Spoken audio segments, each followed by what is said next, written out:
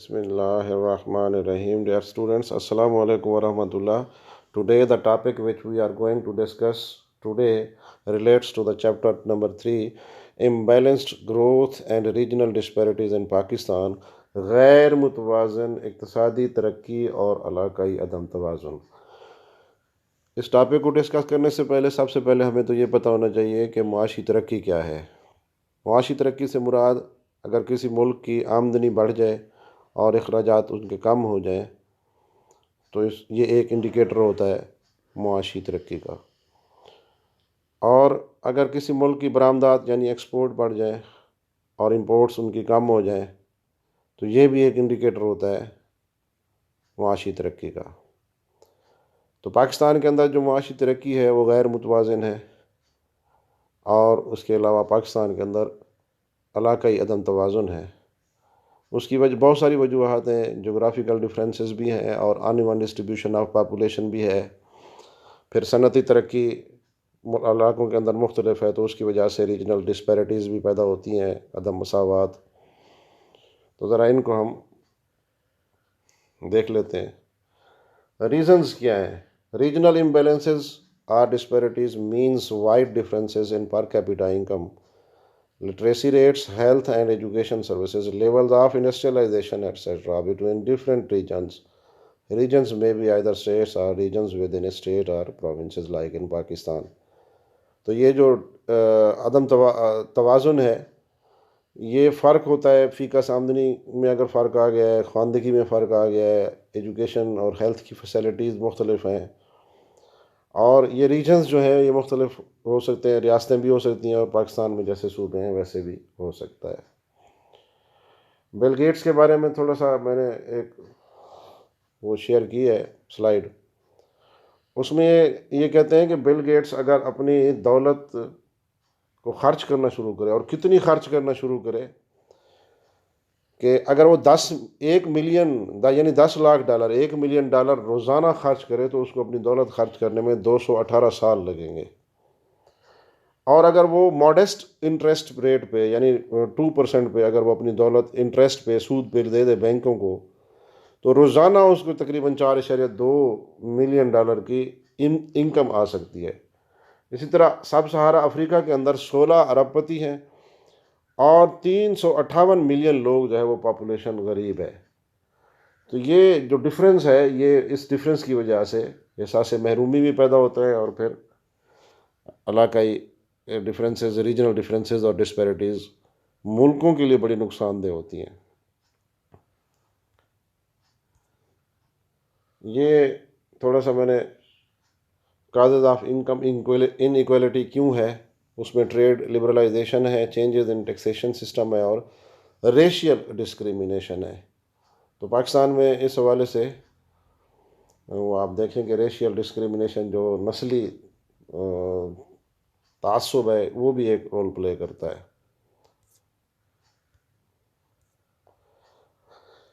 پھر ایک وجہ بڑھتی ہوئی آبادی ہے.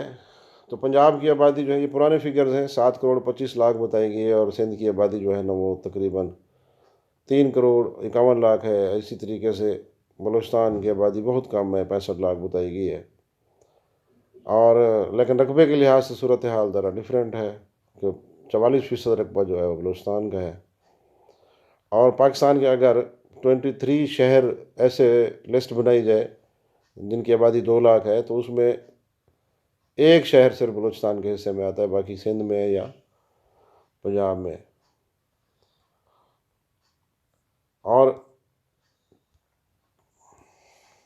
انتقال آبادی جو ہے، آبادی کا ہجرت کرنا ایک جگہ سے دوسری جگہ، اس کی وجہ سے بھی یہ عدم توازن ہو جاتا ہے، کیونکہ شہروں میں جو ہے وہ جناب سہولیات ہوتی ہیں، لوگ تیزی سے شہروں کا رخ کرتے ہیں. وہاں پر تمام سرمایہ کاری جو ہے وہ بڑے شہروں میں ہوتی ہے، اور تعلیم کی اور صحت کی سہولتیں بھی وہاں پر زیادہ ہوتی ہیں.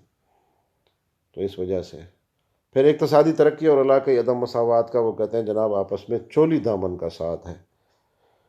اور بعض ماہرین کہتے ہیں کہ جناب یہ مسئلہ وقتی طور پر ہوتا ہے اور پھر ٹھیک ہو جاتا ہے، لیکن ایسا نہیں ہے.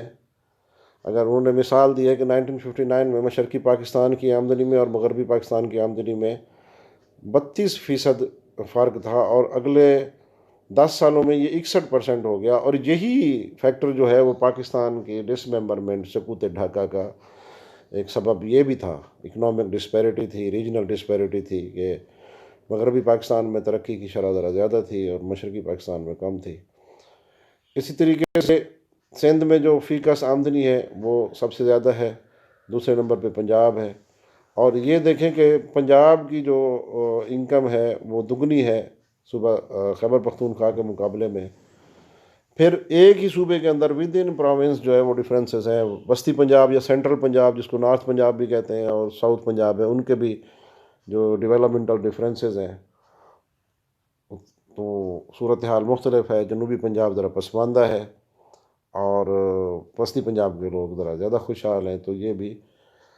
پھر صنعتی ترقی اور عدم توازن، صنعتیں جو ہیں وہ ترقی کی ضمانت ہیں، تو صنعتی ترقی کے اعتبار سے اگر ہم دیکھیں تو پاکستان کے وسیع علاقوں میں یہ عدم توازن پایا جاتا ہے۔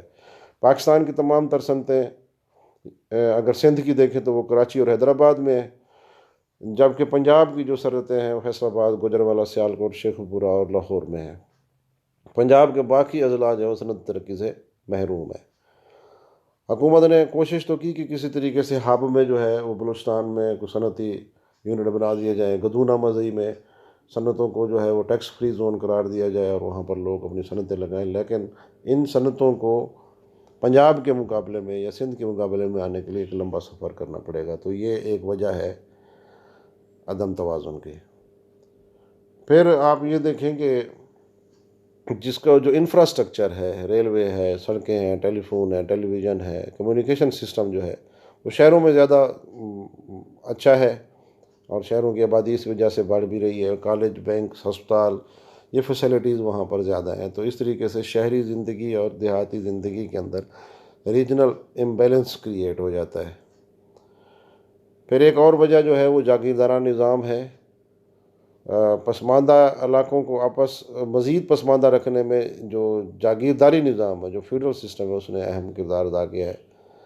جن علاقوں میں، یہ بھی آپ تھوڑا سا آبزرو کریں گے، جن علاقوں میں زمین دار ذرا چھوٹے چھوٹے تھے تو وہ علاقے اپنی صنعتیں وہاں پر لگا گئے اور وہ ترقی کر گئے، مثلا پنجاب میں لاہور، ساہیوال، سیالکوٹ، اوکاڑا، شیخو پورہ، گوجرانوالہ، اور جہاں پر بڑے بڑے جاگیردار تھے تو وہ وہاں کی رعایا کو لوگوں کو اپنی رعایا سمجھتے تھے، اور ان کا یہ خیال تھا کہ اگر یہ لوگ تعلیم یافتہ اور خوشحال ہو گئے تو پھر ان کو جانوروں کی طرح ہانک نہیں سکیں گے، لہٰذا انہوں نے تعلیم اور خوشحالی کی طرف جانے والے ہر راستے کو بند کرنے کی کوشش کی ہے۔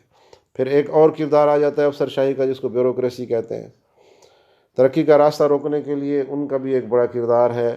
اپنے علاقوں میں اعلیٰ افسران نے اپنے پسندیدہ علاقوں میں سہولتیں مہیا کیں، اور جو علاقے ان سے ریلیونٹ نہیں تھے وہاں پر اس طرح کی کوئی انفراسٹرکچر نہیں بنایا گیا، اور پھر ایسا بجٹ بنایا گیا کہ جو خسارے کا بجٹ ہی بنتا رہا، ڈیفیسٹ فائنانسنگ ہوتی رہی، اور افسر شاہی نے اس طرح کی کئی کٹوتیاں، کوئی اگر ترقی کا کام کسی ضلع میں یا کسی ڈویژن میں یا کسی جگہ پر ہونے والا ہے اور وہ ضلع ان کا پسندیدہ نہیں ہے تو اس کو اس ترقی کے کام سے جو ہے محروم کر دیا گیا، اور جیسی سہولتیں کراچی، لاہور، اسلام آباد میں ہیں اور ان میں روز بروز اضافہ ہو رہا ہے، ویسی جو ہے وہ پاکستان کے دیگر علاقوں میں نہیں ہے۔ تجاویز کیا ہیں؟ ایک یہ کہا جاتا ہے کہ یہ جو علاقائی عدم توازن ہے اور عدم مساوات جو ہے، یہ ایک ٹائم بم کی حیثیت رکھتی ہے، لیکن اس کی اصلاح کے چند سطحی طرح کے جو اقدامات کیے جاتے ہیں ان سے یہ مسئلہ حل نہیں ہوگا، بلکہ اس کے لیے ایک یونیورسل سوشل اور پولیٹیکل ریولوشن کی ضرورت ہے، اور جو معاشرے کے اندر دولت مند لوگ جو ہیں یا دولت کا ارتکاز جن کے پاس ہے وہ استحصال جو کر رہے ہیں، اور ایک کلاس کریٹ ہو گئی ہے، طبقات معاشرے کے اندر کریٹ ہو رہے ہیں، وہ ایلیٹ کلاس ہے، اپر کلاس ہے، مڈل کلاس ہے، پھر لوور کلاس ہے، تو اس کلاس ڈفرینسز کی وجہ سے جو ہے وہ ریجنل ڈسپیرٹیز اور بڑھ جاتی ہیں، تو اس کلاس ڈفرینس کو ختم کرنا ہے، اور حکومتی سطح پر ایک انقلابی اقدام کی ضرورت ہے تاکہ یہ ریجنل ڈفرینسز جو ہیں، علاقائی جو عدم توازن ہے، اس کو ختم کیا جا سکے۔ Thank you very much.